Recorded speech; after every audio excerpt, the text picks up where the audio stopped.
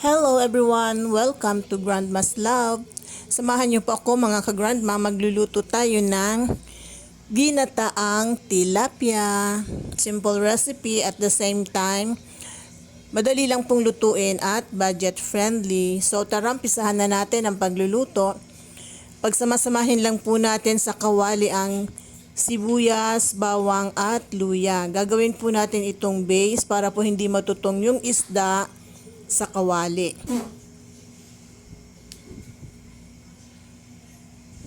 And then, ilalagay din po natin ang talong.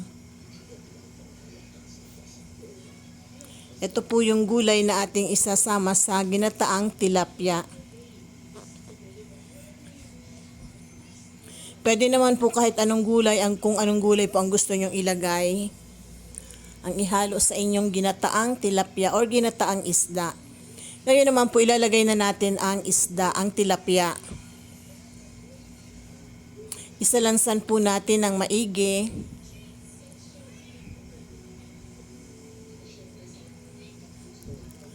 So ngayon ilalagay naman po natin yung mga natirang sibuyas at bawang. Ilagay po natin sa ibabaw ng isda para po mas malasa. Mas masarap po kasi pag maraming luya, sibuyas at bawang. Ngayon, lagyan po natin ng asin.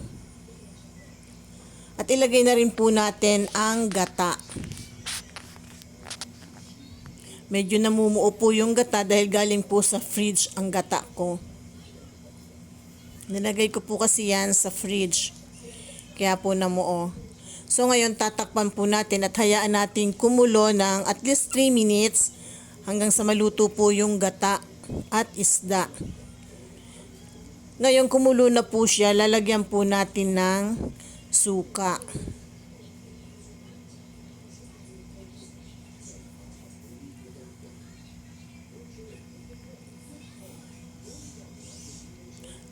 Ang purpose po ng suka para po hindi madaling mapanis yung ginataang tilapia. Isasabay na rin po natin yung bok choy or pechay.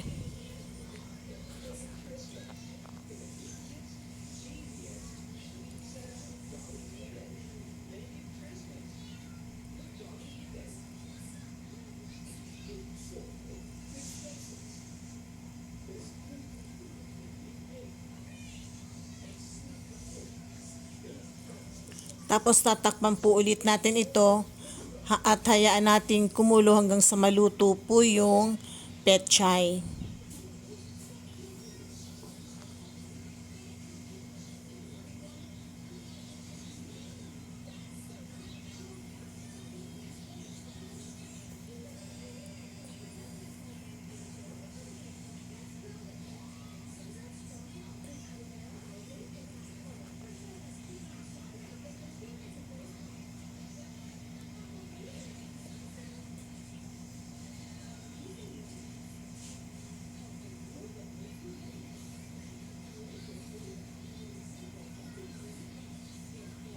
Ngayon ilagay na natin yung kakanggata.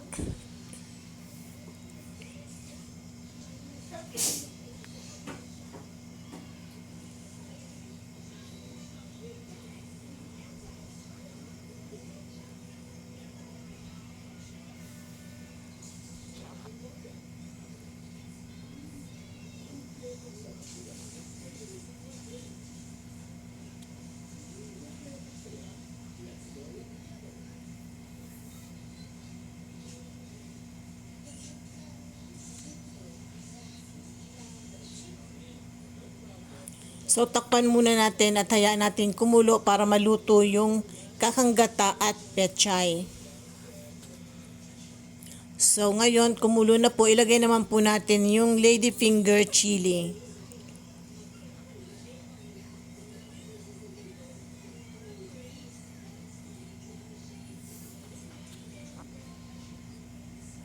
So, ito na po ang aking ginataang tilapia. Ready to serve na po ito mga ka-grandma.